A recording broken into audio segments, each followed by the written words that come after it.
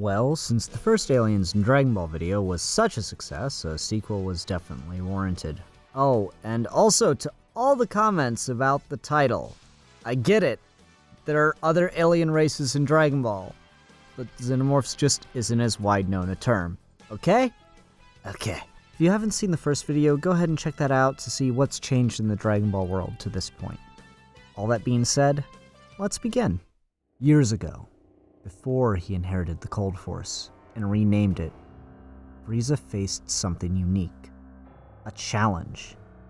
The irksome planet that had an infestation of irritating insects.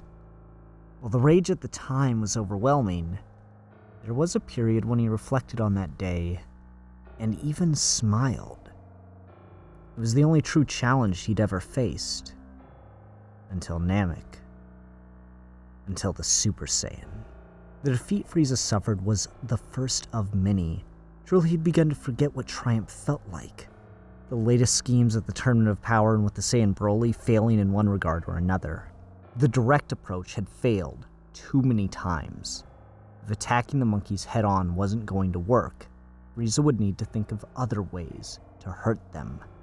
And that's when memory stirred. Of the insect world from years ago.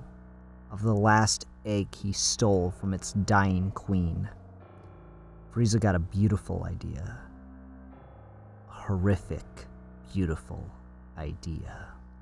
So the Emperor bided his time, leaving scouts on Earth, waiting for the perfect opportunity where his former slave and the monkey were off-world. At that point, Frieza sent a gift, one he'd kept in cold storage for years. A gigantic, pulsating egg. It arrived on the doorstep of Capsule Corp, early one bright and cheerful day. Thinking it was some sort of gift or wacky new experiment of the Brief family, the front desk secretary brought it into the building.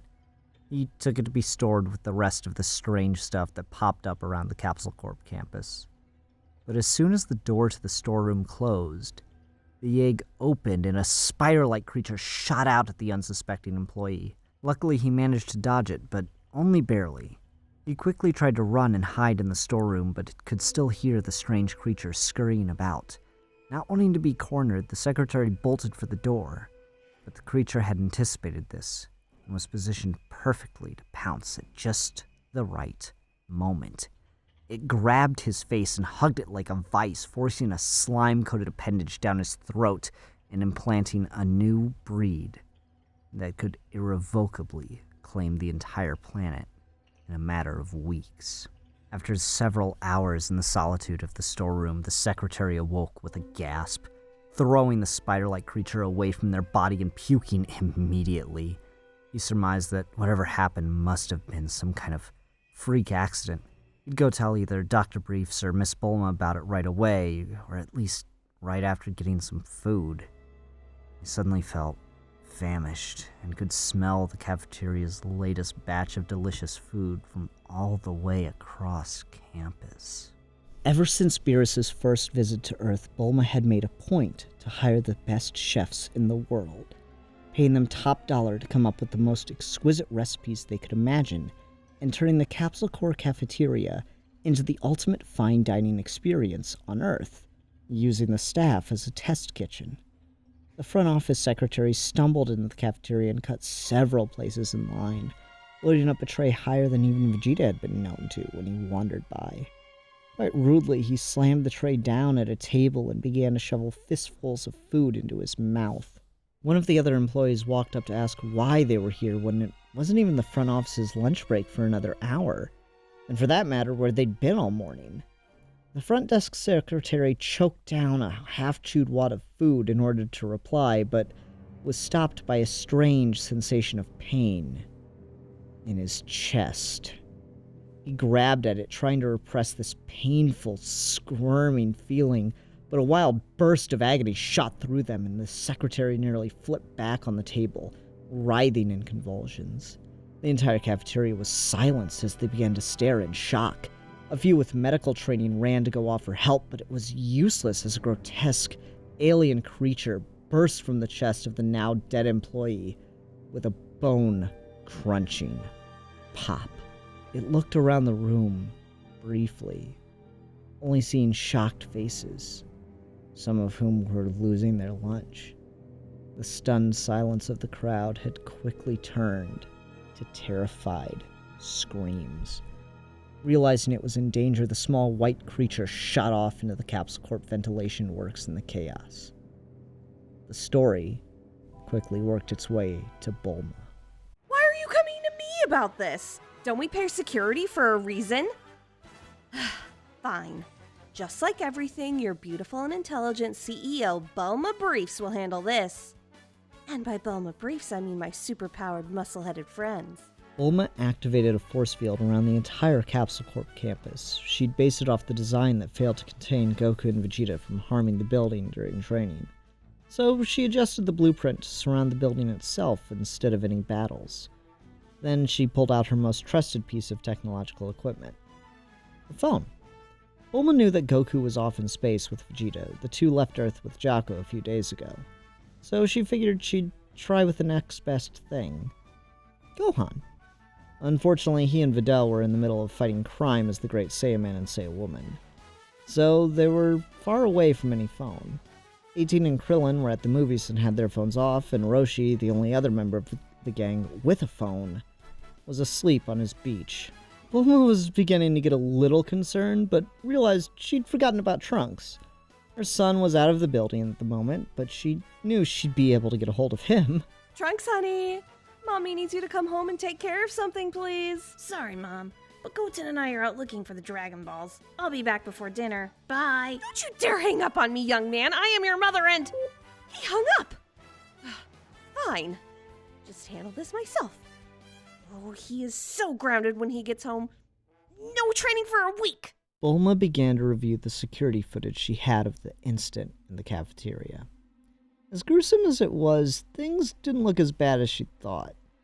The alien was really small and should be pretty easy to take care of on her own.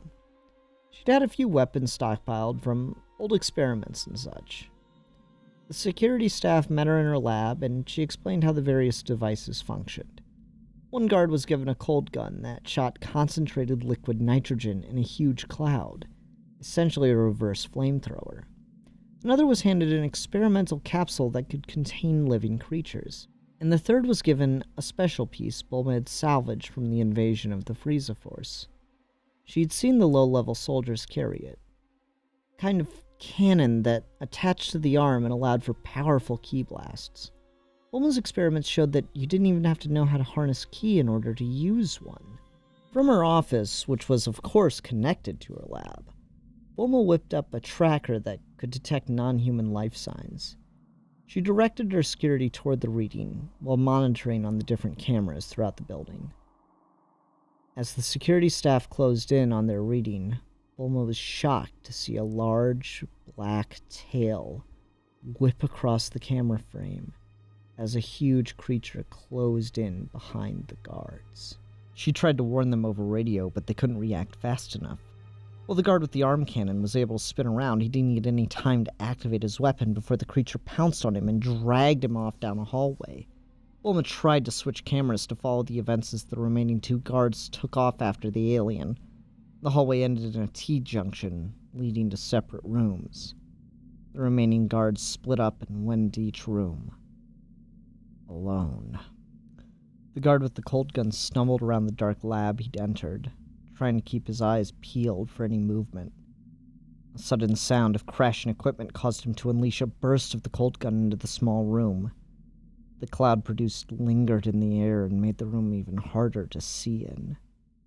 The guard continued to look around when a drip of cold, viscous fluid landed on his shoulder. He looked up to see the creature hanging above. There was no time to react as he was lifted from the ground and incapacitated by the alien. The other guard burst into the room when he heard the scream. Bulma looked at the scene from her security footage, trembling at the sight. The guard was quickly tackled to the ground, but he groped at the creature, trying his hardest to fight it off, but it held him in place as he was lifted and slammed against the floor, harder and harder several times. The guard, however, just managed to attach the experimental capsule to his attacker. Bulma got the reading right away and pressed the remote on her desk that should miniaturize and contain the alien. But unbeknownst to Bulma, or her last guard, his method of attaching it to the creature required so much force that it broke through the exoskeleton of his assailant. Then the rare and unique biology of the alien did what had been engineered to do. Its acidic blood melted away the components. Bulma watched in horror as her final security guard was dragged away as the creature disappeared into the walls of the building. It had grown massively in such a short time frame. This was too much for her. She knew she needed help. She got out her phone again and contacted Jaco. She'd get a hold of Goku and Vegeta and get them to Earth to solve this for her.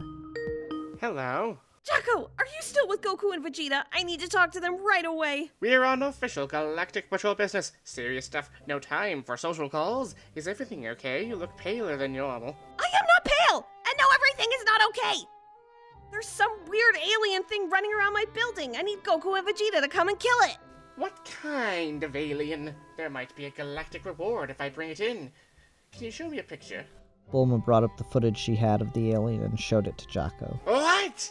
A Xenomorph? No way. No Galactic Patrolman would be expected to commit suicide dealing with those. They breed faster than any other known life form in the galaxy.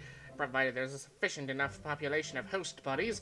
Nasty parasites, even a single one can molt into a queen, and then the way they steal the abilities of their hosts. No thank you! Well, Bulma, if an infestation has begun on Earth, I'm afraid there's nothing anyone can do. I thank you for informing me of this problem, and I'll be sure to update Galactic Records and report Earth for quarantine. It was nice knowing you, Bulma. After this whole situation blows over, I'll be sure to tell Vegeta he's single. Don't you dare hang up on me. I swear once Vegeta finds out about this, he'll kill you. Then bring you back to life with the Dragon Balls just to kill you again. Is that my wife you're talking to? Pizza guy. Bulma immediately tried to call back, but got sent to voicemail. Her next move was to reach out to Whis. She rummaged through her desk and found the communicator provided by the angel. Oh, Bulma. Do you have another treat to offer me? Not right now, I need your help. There's some kind of awful creature called a Xenomorph here, and I need you or Beerus to come and kill it for me. Really, Bulma? You're calling on a destroyer god to come kill a bug? Why not just have your husband or one of your friends do it? I can't get any of them to come. Please, Whis, you two are my last hope. I promise I'll give you 5, no 10, 20 desserts at once, or whatever else you want to come. I'm afraid I can't, Bulma. Lord Beerus is being awfully stubborn at the moment and refuses to leave. Whis, this is my life we're talking about here. I thought we were food buddies, friends. I'm well aware of how vicious those creatures can be, but don't worry, Bulma. If anything happens to you, I'll just bring you back and all will be right as rain. I'm off now. Talk soon. Goodbye. No, please. I can't believe it. No one is coming to help this time. With increasing hesitation, Bulma looked at the security cameras and realized there was no movement.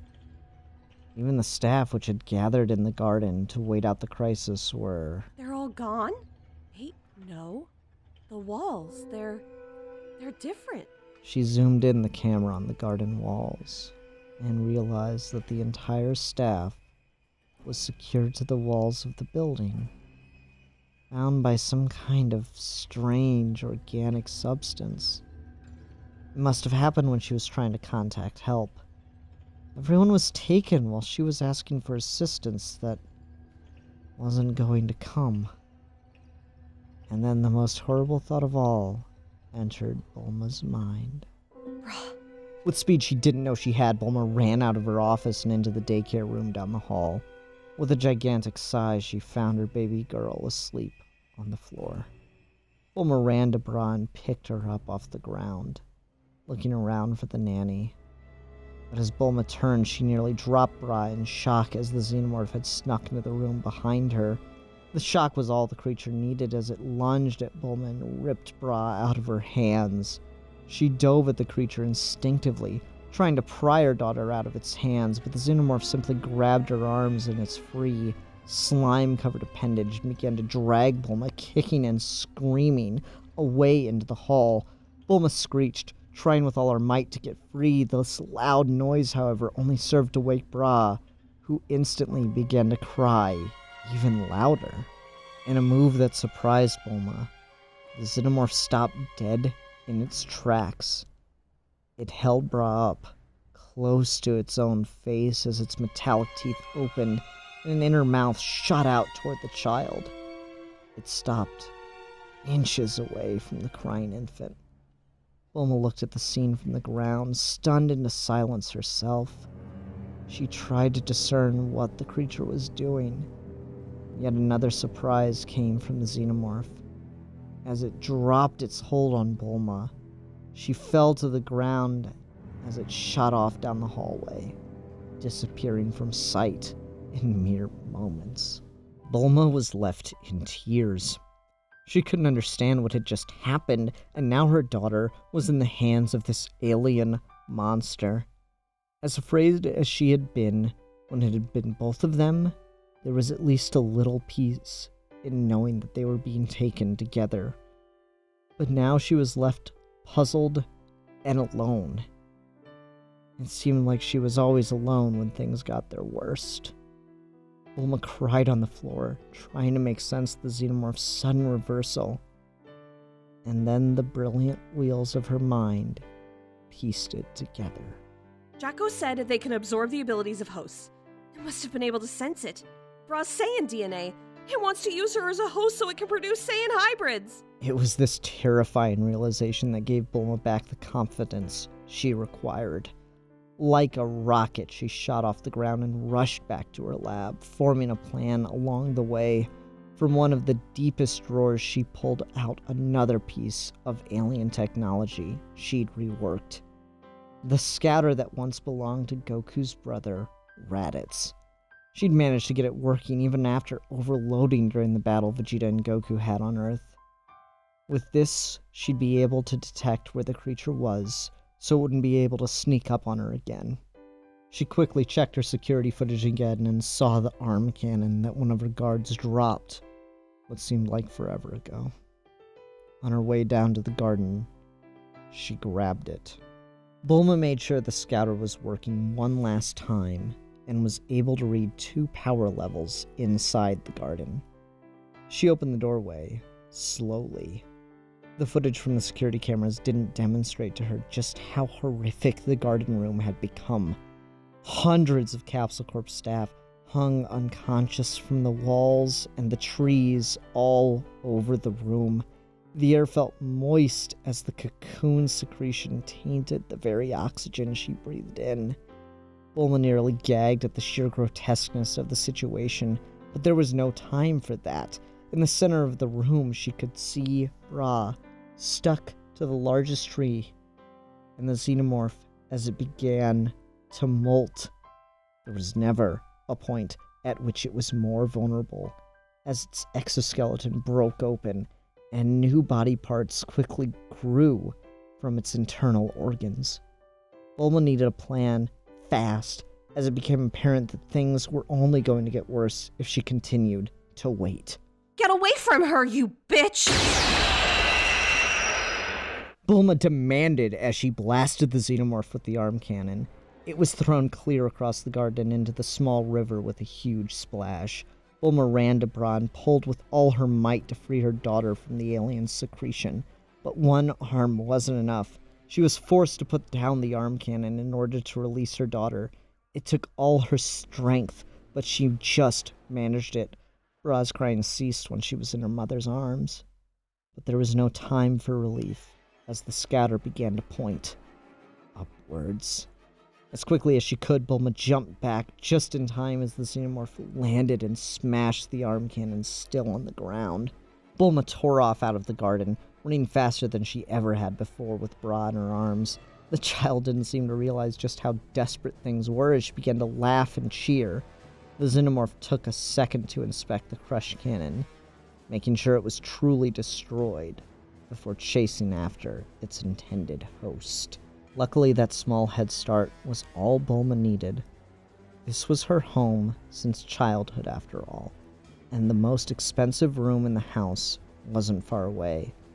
The scatter lit up as she moved across the building, The Xenomorph was in pursuit. Bulma looked back and realized exactly what the new growth the alien had developed was, as an egg visibly began to grow within the creature.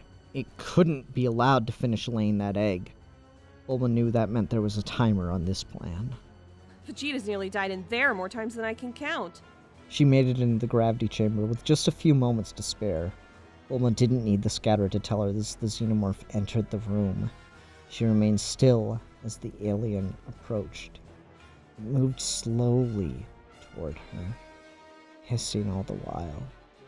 She began to circle the control console, keeping eyes locked on the creature.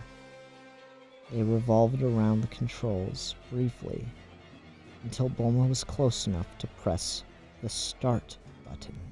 She knew she'd only get one chance at this and dove for it, breaking visual contact in the process. She just managed to begin the gravity increase sequence, but the escape part of her plan crumbled before her eyes. The Xenomorph shot forward and grabbed her wrist before her hand even had time to back away from the controls. Bulma was caught in its nearly mechanical grip, but only by one hand. Her other was still held bra close to her chest as the gravity sequence start began to blare its warning. Bulma looked toward the door that was slowly closing. Then she did the only thing she could. Bulma dropped to the ground and slid bra across the smooth floor, just managing to get her daughter clear of the closing door. It hissed briefly as the pressure seal completed. Then the lights turned red, and the display on the control console began to increase. At first from 1 to 2. Bulma felt the effects instantly as her relative weight doubled. She'd programmed the chamber to reach its maximum of 1,000 times normal gravity, but it would start slowly. There was still a chance she could get away from the Xenomorph and exit in time. Bulma used all her might to push onto her knees and crawl toward the door. Luckily, the Xenomorph had lost its grip on her when the first increase kicked in. She managed to crawl a few feet forward, but suddenly felt the Xenomorph grab her ankle. Then the gravity increased from 2 to 3, and they were both straining to remain mere inches off the ground. Still, Bulma tried to move away, but then she felt relief as her ankle was released by the creature, only to be replaced by terror as she looked back to see it crawling slightly ahead of her. Then the gravity increased again, this time jumping ahead to 4 times normal as Bulma was fully slammed to the ground, unable to move. The Xenomorph, however, was not nearly as affected. It slowed, but still made its way toward the door, leaving Bulma behind as it adapted to the increase in gravity. 4 times gave way to 5 as Bulma struggled to even keep her eyes open. The Xenomorph had made it to the door now. She hoped with everything inside of her that it wouldn't be able to pry it open. Then the gravity jumped to 6 times normal as Bulma began to struggle to even breathe. Her chest pushed flat against the ground, unable to expand, her sight now taken away as her eyelids were too heavy to lift. But this blindness was no gift. A horrible sound that could only mean one thing began to ring in Bulma's ears. A loud metal shriek was let out as Bulma could hear the gravity chamber door being ripped open. She began to cry. She'd failed. It was going to get out. It was going to get out, and she was going to die here, crushed by her own death trap. And her poor, helpless baby girl was going to be used by these monsters. Her Saiyan DNA was going to make them more dangerous than anyone could imagine. Bulma heard Bra cry out in a screech. The Xenomorph must be taking her now. It was all over. But then Bulma felt a gush of wind move past her and heard a loud crash against the far end of the room. The surprise of it somehow allowed her to open her eyes again. And miraculously, all she saw was Bra, crawling into the room towards her. Bulma couldn't believe it. This must be some kind of final mad hallucination, but in no time at all, Bulma felt her daughter grab at her shirt and began to pull her out of the gravity chamber. While being dragged, she was turned around and could see the Xenomorph, pinned to the floor far across the room. Bulma could also see the readout in the control console as the numbers began to rapidly increase from 6 to 7 to 10. As Bra pulled them out of the room, the readout said 15 times normal gravity. Bulma watched the gravity as it continued to skyrocket. Xenomorph continued to try and crawl but was completely immobilized at 20 times gravity. Once the readout reached 50, its exoskeleton collapsed and the acidic blood began to pool around the corpse as it was squeezed out of the creature. The egg it had been carrying having been flattened long before that point. It was well and truly dead. This whole nightmarish ordeal was over. Bulma looked down at her daughter. The child had pushed herself to the point of exhaustion. She had fallen back asleep. Bulma raised Bra up and gave her a gentle kiss on the head. Trunks would be back with the Dragon Balls soon. She'd have Shenron sort all this mess out later. After everything the two had been through, Bulma took her daughter upstairs so they could take a nap together. Hush, little baby, don't say a word. Mommy's gonna buy you a mockingbird. And if that mockingbird won't sing, Mommy's gonna buy you a diamond ring. And if that diamond ring turns brass, Mommy's gonna buy you a looking glass. And if that looking glass gets broke, Mommy's gonna buy you a billy goat. And if that billy goat doesn't pull, Mommy's gonna buy you a cart and bull. And if that cart and bull turn over, Mommy's gonna buy you a dog named Rover.